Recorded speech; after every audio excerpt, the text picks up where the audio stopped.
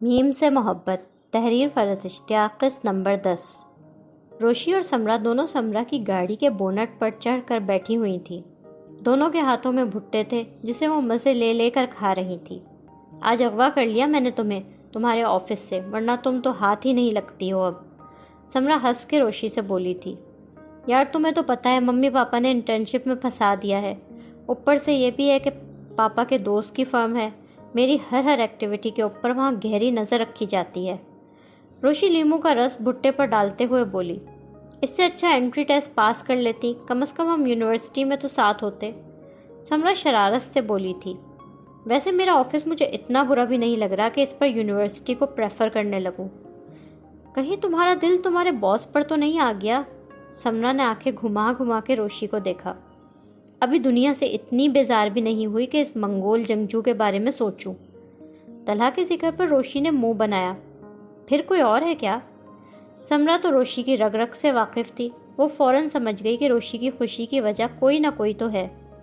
ہاں یار، شارق نام ہے اس کا، نیا ٹرینی انجینئر ہے، دل بھر کے ہینسم ہے، اور مجھے لگتا ہے شاید میں بھی اسے اچھی لگنے لگی ہوں۔ روشی خوش ہو کے بولی تھی، واہ بھائی تم نے تو انجینئر بندہ بھی ڈھونڈ لیا۔ سمرا متاثر ہونے والے انداز میں بولی، ہماری بہت دوستی ہو گئی ہے، وہ بھی بالکل میری طرح ہے، فوڈی، لائیولی، لائف میں ہر وقت فن کا ایلیمنٹ انکلوڈ رکھنے والا۔ کوئی پک ہے تو دکھاؤ نا اس کی، سمرا نے دلچسپی سے پوچھا۔ روشی نے موبائل میں اپنی اور شارق کی سائٹ پر کھینچی ایک تصویر کھول کر سمرا کو دکھائی۔ روشی میں جیلس ہو رہی ہوں تم سے، مجھے یونیورسٹی میں کوئی نہ ملا اور تم نے اتنے تھوڑے سے دنوں میں ایسا زبردست بندہ بھی ڈھونڈ لیا۔ وہ دونوں دوستیں بھی ٹین ایجر تھیں، زندگی کی تلخ حقیقتوں سے کوئی واسطہ نہیں پڑا، اس لیے مزے سے شارق کی تصویر پر اپنے کامنٹس پاس کر رہی تھیں۔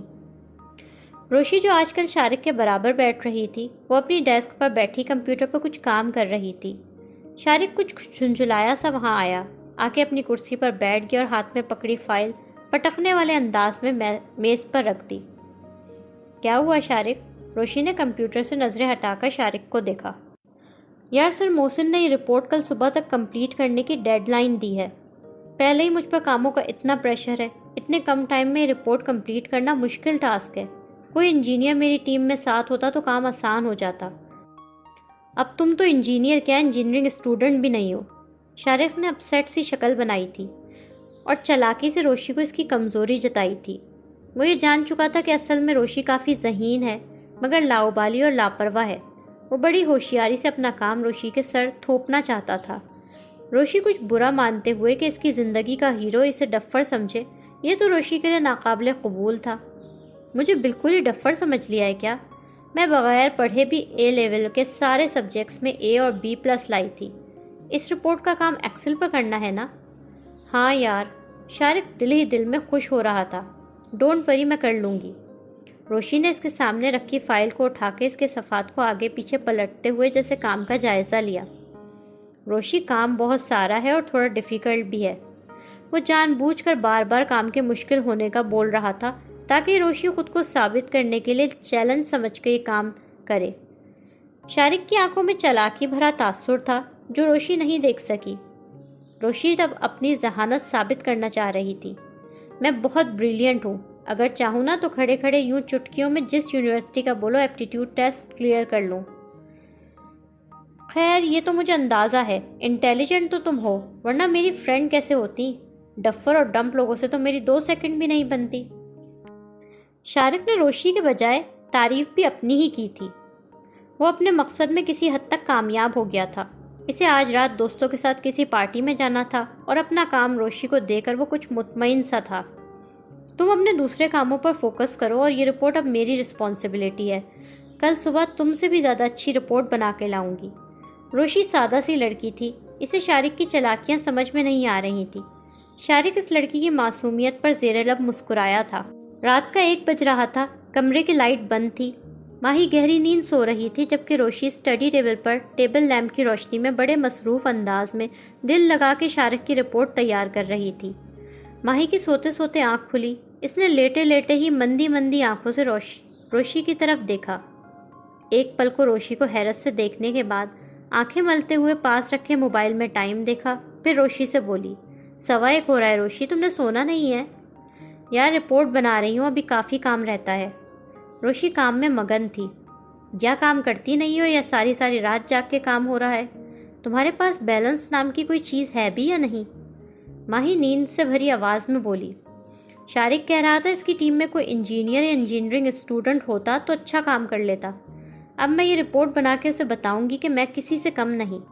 रोशी जोशीले अंदाज में बोली थी। मेरी तो तुम समझ में ही नहीं आती, पता नहीं क्या चीज़ हो। माही ने बड़बड़ाते हुए दूसरी तरफ करवट ली और फिर सो गई। रोशी माही पर तवज्जो दिए बगैर अपने काम में मसरूफ थी। तला कॉन्फ्रेंस हेड की चेयर पर बैठा हुआ था। इसके बराबर में मोहसिन था, फिर आमने सामने बाकी तमाम 6 ट्रेनी इंजीनियर्स बैठे हुए थे। रोशी शारिक के बराबर वाली सीट पर थी। इसने रात भर जाग कर काम किया था। इसकी आंखें सुर्ख और बोझल हो रही थीं। इसे इतनी मेहनत करने की आदत नहीं थी, इसलिए बार बार जमाइयाँ भी मुंह पर हाथ रख के रोक रही थी। शारिक खूब फ्रेश, अलर्ट और एक्टिव सा बैठा था। तला हमेशा की तरह बावकार और प्रोफेशनल लहजे में बोला, मोहसिन प्रोजेक्ट की अपडेट दीजिए मुझे। फाउंडेशन डिज़ाइन की इनिशियल कॉस्ट पर रिपोर्ट बन गई है सर, ये काम मैंने शारिक को दिया था। शारिक रिपोर्ट की हार्ड कॉपी दीजिए। मोहसिन संजीदगी से बोला, सर ये रही। शारिक जल्दी से तलहा के आगे प्रिंट आउट निकली रिपोर्ट का फोल्डर रख रहा था। सब संजीदा और मुअद्दब बैठे थे बॉस के सामने। तलहा ने बगौर रिपोर्ट को देखा। सरसरी नज़रों से देखते इसकी नज़रों में एकदम पसंदीदगी उभरी थी। वेरी नाइस, बड़ा डिटेल के साथ आपने सारा एस्टीमेट निकाला है शारिक। Thanks sir. तलहा का एक बॉस का अच्छी कारकर्दगी पर अपने मातहत को सराहने वाला अंदाज था। बहुत अच्छा काम किया है आपने शारिक। इसी तरह का हार्ड वर्क, डेडिकेशन और ब्रिलियंट काम चाहता हूँ मैं बाकी सारी टीम से भी। शारिक ने भरपूर मुस्कुराहट के साथ अपनी तारीफ कबूल की थी। रोशी जो ये समझ रही थी कि अभी शारिक ये बताएगा कि ये रिपोर्ट इसने नहीं बल्कि रोशी ने बनाई थी, वो कुछ हैरान परेशान सी थी, क्योंकि शारिक ने तो इसका नाम ही नहीं लिया था। रोशी को सख्त हैरत हुई थी, शारिक ने तो सिरे से इसका नाम ही नहीं लिया। तमाम ट्रेनी इंजीनियर शारिक की तरफ रश्क और हसद से देख रहे थे कि इसने तो आते ही बॉस पर अपना अच्छा इंप्रेशन जमा लिया। शारिक बड़ी इनकिसारी भरी शक्ल बना के अपनी तारीफ कबूल कर रहा था। सारी टीम के सामने वो हीरो सा बन गया था। शारिक, रोशी और बाकी तमाम ट्रेनी इंजीनियर्स तलहा के साथ मीटिंग करके आगे पीछे कॉन्फ्रेंस रूम से बाहर निकले थे। यार तुमने तो मार्का मार लिया, एक ट्रेनी इंजीनियर बोला। पहले ही प्रोजेक्ट में बॉस को इम्प्रेस कर दिया। इसकी तारीफ में थोड़ा सा हसद भी शामिल था। बॉस को इम्प्रेस करने के लिए नहीं, अपने काम को सीरियस लेकर करियर में आगे बढ़ना चाहता हूँ मैं। तमाम लोग शारिक को रश्क और हसद से देखते अपनी अपनी मेज़ों की तरफ बढ़ गए थे। रोशी जो अभी तक अपना क्रेडिट लिए जाने पर शौक थी, शारिक ने मुस्कुराकर से दोस्ताना नज़रों से देखा था। वो रोशी के शौक को देखने और समझने के बावजूद भी यूं जाहिर कर रहा था जैसे कुछ हुआ ही नहीं। शारिक रोशी से मुस्कुरा के गर्म जोशी भरे लहजे में बोला, चलो ना रोशी, हम अपनी सक्सेस को सेलिब्रेट करते हैं। मैं तुम्हारा फेवरेट पिज़्ज़ा ऑर्डर करने लगा हूँ, कैफेटेरिया में मिलकर खाते हैं। वो यूं बोल रहा था जैसे इस प्रोजेक्ट पे कामयाबी इन दोनों की थी, जबकि इस पे तो इसने सिरे से काम ही नहीं किया था। रोशी इस चालाक लड़के की मक्कारियाँ समझ नहीं पा रही थी। वो कंफ्यूज और शॉक थी। इसने जबरन मुस्कुरा के हाँ में सर हिला दिया था। सब लोग लाउंज में साथ बैठे थे। माही अभी घर नहीं आई थी। सुलेमान सदफ से पूछ रहे थे, आज माही का रिजल्ट था ना? हाँ, माही और इसके फ्रेंड यूनिवर्सिटी गए हुए हैं, सबने साथ मिलकर रिजल्ट देखना है। तमाम घर वाले माही ही के मुंतज़िर थे। माही का रिजल्ट तो मुझे पता है अच्छा ही आता है, क्लास में हाईएस्ट जीपीए माही की ही होगी, दादा बोले थे। सब आपस में डिस्कशन कर रहे थे, माही की वापसी का बेचैनी से इंतज़ार कर रहे थे। इसी वक्त माही खुशगवार चेहरे और एक्साइटमेंट भरे अंदाज में घर में दाखिल हुई थी। माही, रिजल्ट का क्या हुआ? दादा जान, इसने कौन सा मेरी तरह फेल होना होता है, पास ही हुई होगी, है ना माही? दादा की बात पर रोशी बोली थी। माही नहीं, इंजीनियर महरमा। आज से मुझे इंजीनियर महरमा सुलेमान लिखा और बोला जाएगा। माही खुश होकर सबसे बोली थी, अपने डिपार्टमेंट में मैंने टॉप किया है दादा जान। सुलेमान, सदफ, दादा, दादी, रोशी सब बहुत खुश हो गए थे। सब एक दूसरे को मुबारकबाद दे रहे थे। रोशी खुश होकर छलांगे मारती माही के गले लग गई थी। बाबा, इस पर तो एक ज़बरदस्त सी पार्टी बनती है। हाँ हाँ ज़रूर। दादा दादी माही को गले लगाकर प्यार कर रहे थे। دعائیں دے رہے تھے، گھر میں خوشگوار ماحول ہو گیا تھا۔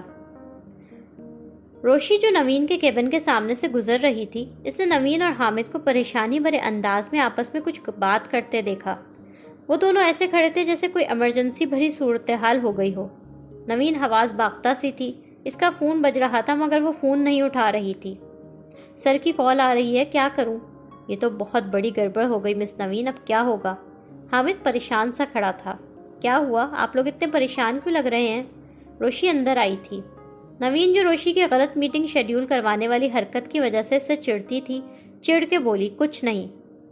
آپ بہت پریشان لگ رہی ہیں مس نوین، مجھے بتائیں، میں کچھ ہیلپ کرتی ہوں۔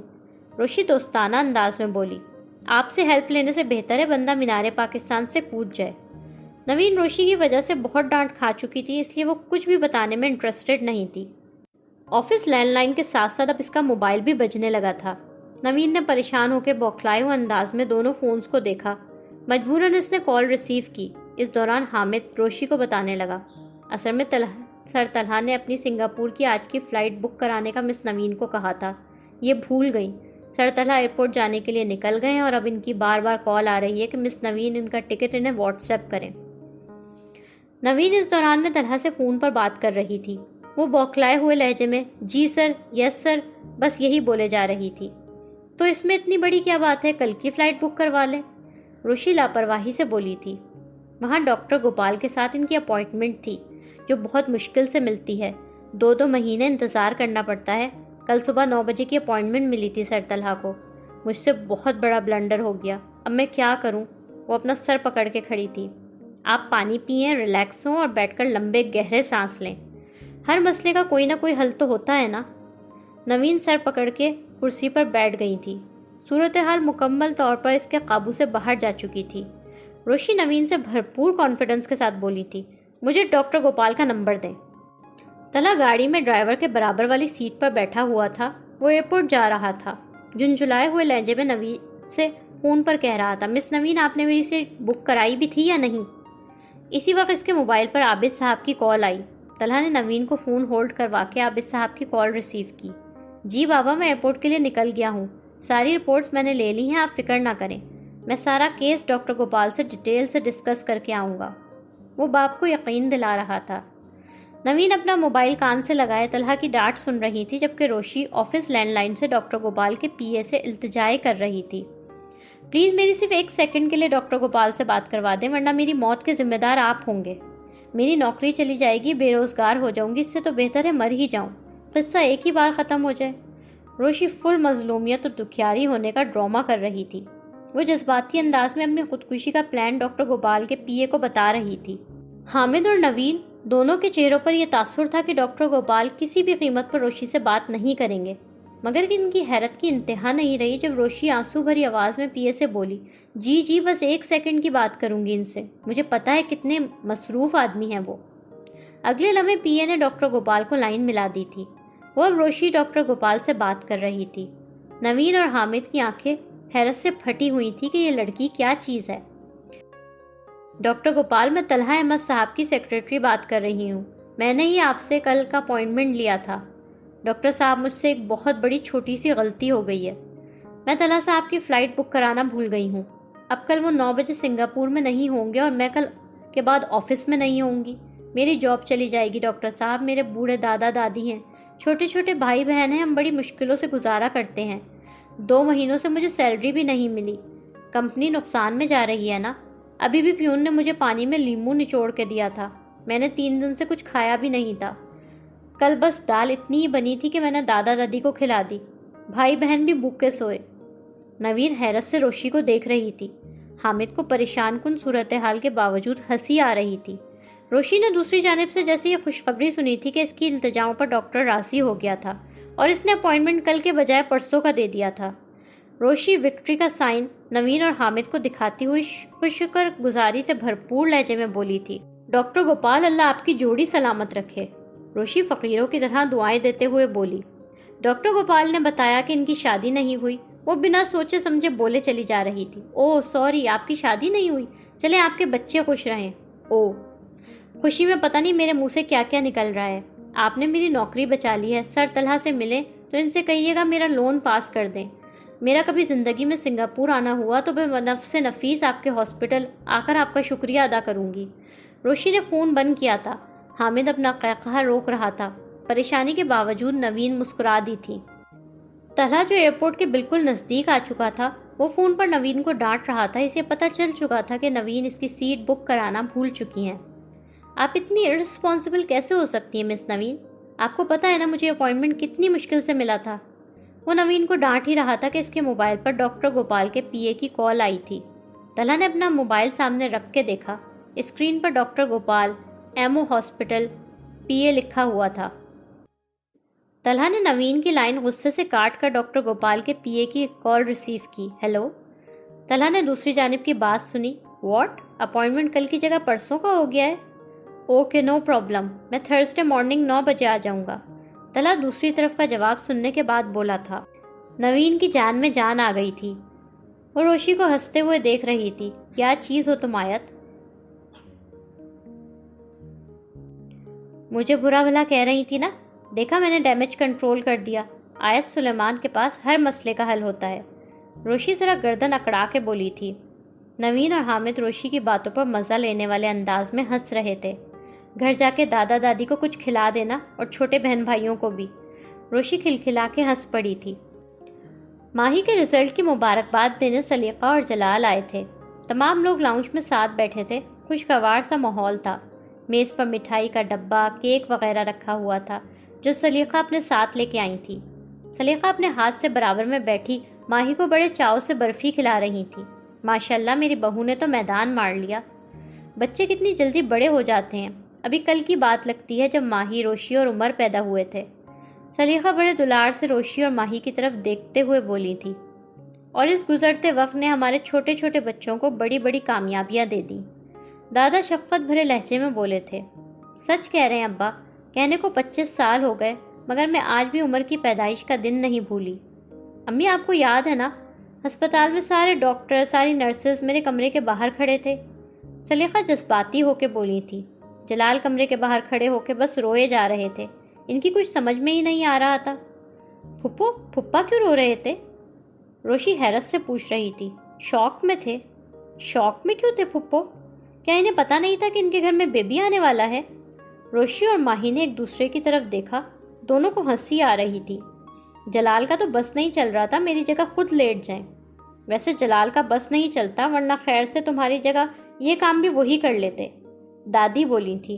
ان کی بات پہ ماہی، روشی، صدف، سلیمان سبھی ہنس دیے تھے۔ ناہید ماہی کو مبارکباد دینے انجینئر ہاؤس جانے کے لیے تیار بیٹھی تھی۔ انہوں نے روہیل کو مٹھائی لینے بھیجا ہوا تھا۔ روہیل مٹھائی کا ڈبہ اٹھایا آیا تھا۔ لے آئے مٹھائی؟ اتنی دیر کر دی، ناہید منہ بنا کے بولی تھی۔ اماں لے تو آیا ہوں پر تمہاری بھی مجھے سمجھ میں نہیں آ رہی۔ پہلے منگنی پر لفافہ لے آئیں، اب یہ مٹھائی۔ پیسے پہ پیسے لگائے جا رہی ہو ان لوگوں پر، حاصل وصول تو کچھ ہو نہیں رہا۔ روہیل چڑھ کے بولا تھا۔ تم نہ بس اپنے ددیال والوں کی طرح کنجوس ہی رہنا۔ اور یہ مٹھائی کیسی سستی سے لے کے آ گئے ہو؟ جلیبی، امرتی، مورتی چور کے لڈو، بالو شاہی۔ ناہید اوچھے پن سے بولی تھی۔ بس کر دو اماں، کون سا روشی پاس ہوئی ہے؟ وہ پاس ہوئی ہوتی تو اچھی والی مٹھائی کا 2 کلو کا ڈبہ لے کے آتا۔ اس کی بہن کے لیے بس یہی صحیح ہے۔ اچھا میں آتی ہوں مبارکباد دے کے۔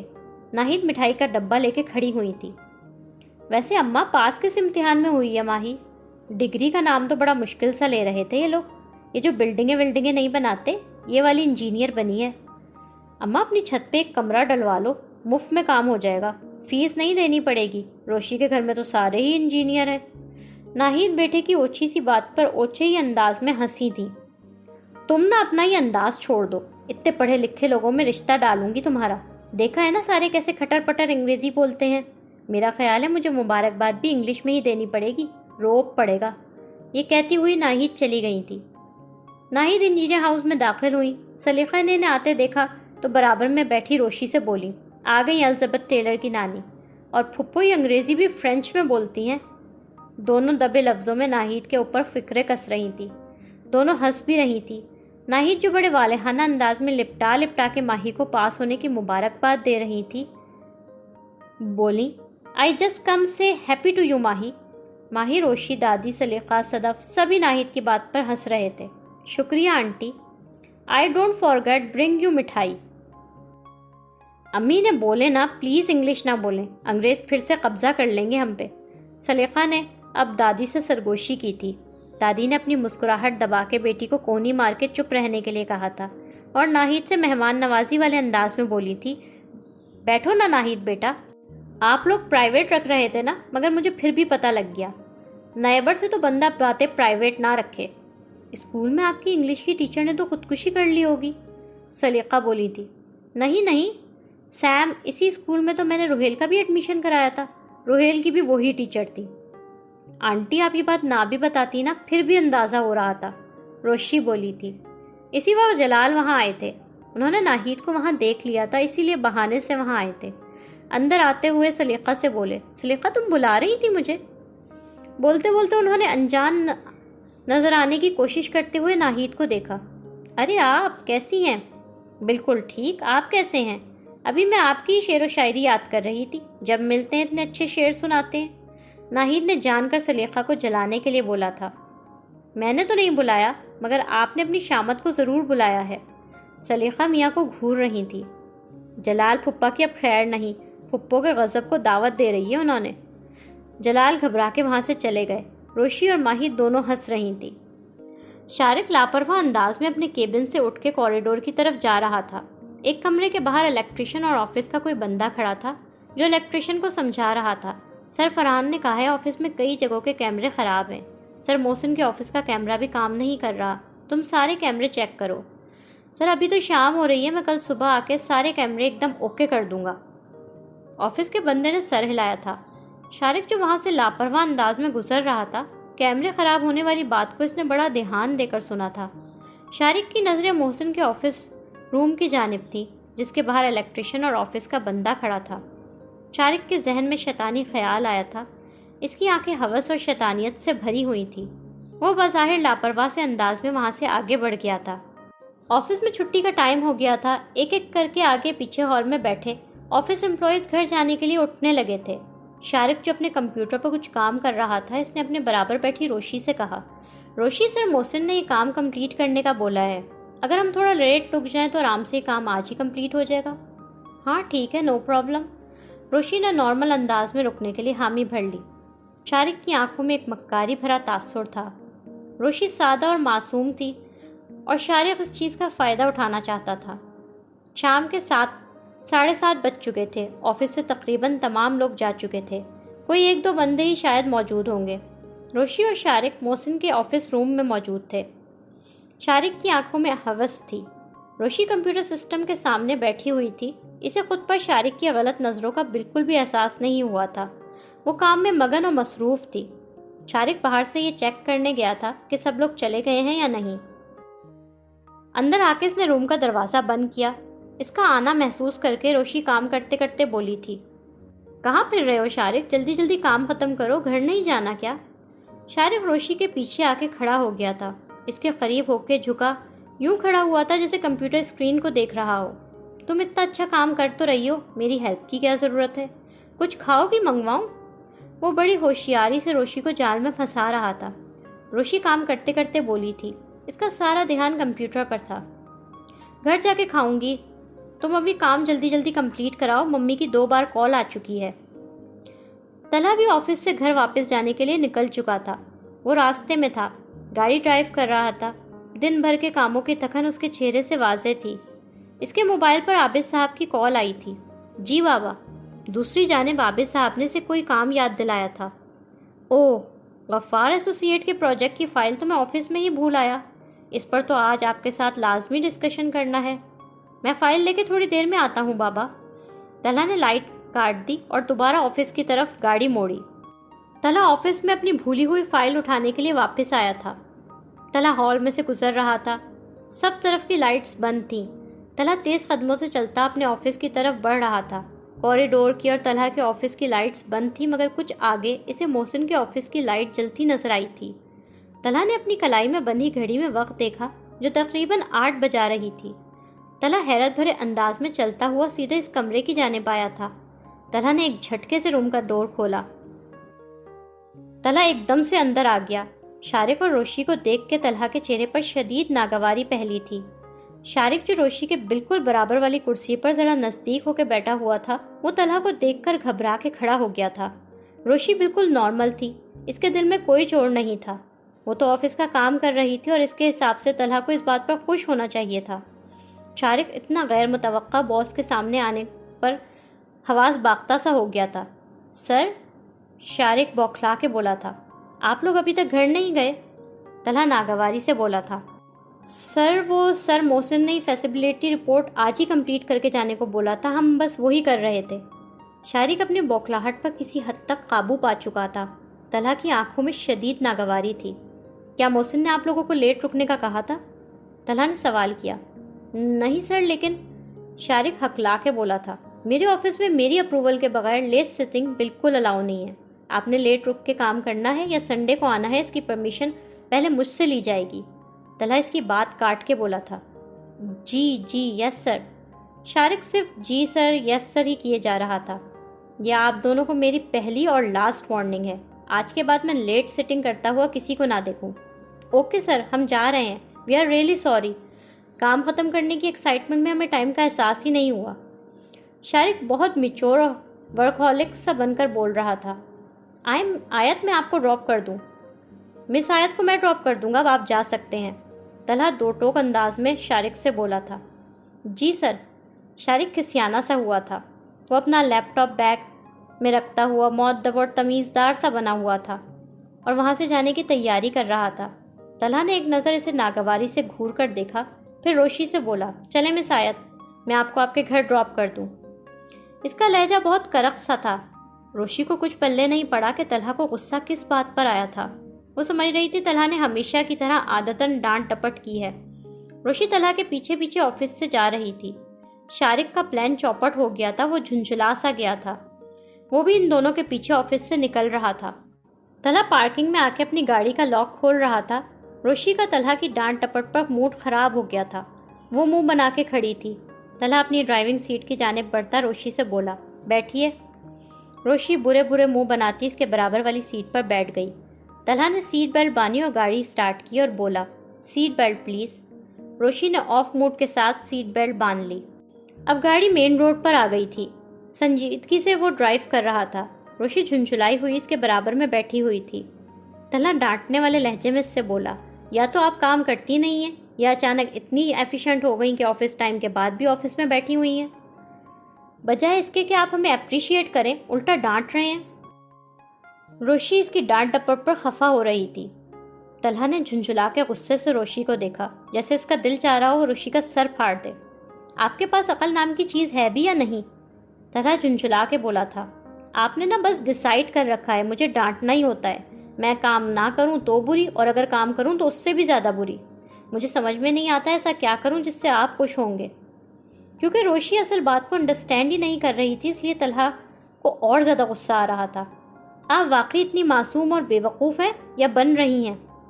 طلحہ چڑ کے بولا تھا، میں کوئی معصوم اور بے وقوف نہیں ہوں، مجھے سب پتا ہوتا ہے۔ روشی منہ پھلا کے بولی تھی، اندازہ ہو رہا ہے مجھے آپ کی ذہانت کا۔ طلحہ تنزیہ بولا۔ طلحہ نے گاڑی روشی کے گھر کے سامنے روکی۔ روشی بیلٹ کھول کے گاڑی سے اترنا چاہتی تھی۔ طلحہ بے حد سنجیدہ لہجے میں روشی سے بولا تھا۔ لہجہ بردباری بھرا، دو ٹوک اور قطعی سا تھا۔ وہ روشی کو اپنی ذمہ داری سمجھتا تھا، اس لیے اسے سمجھا رہا تھا۔ آپ کو انڈائریکٹ بات سمجھ میں نہیں آتی، اس لیے ڈائریکٹ بول رہا ہوں۔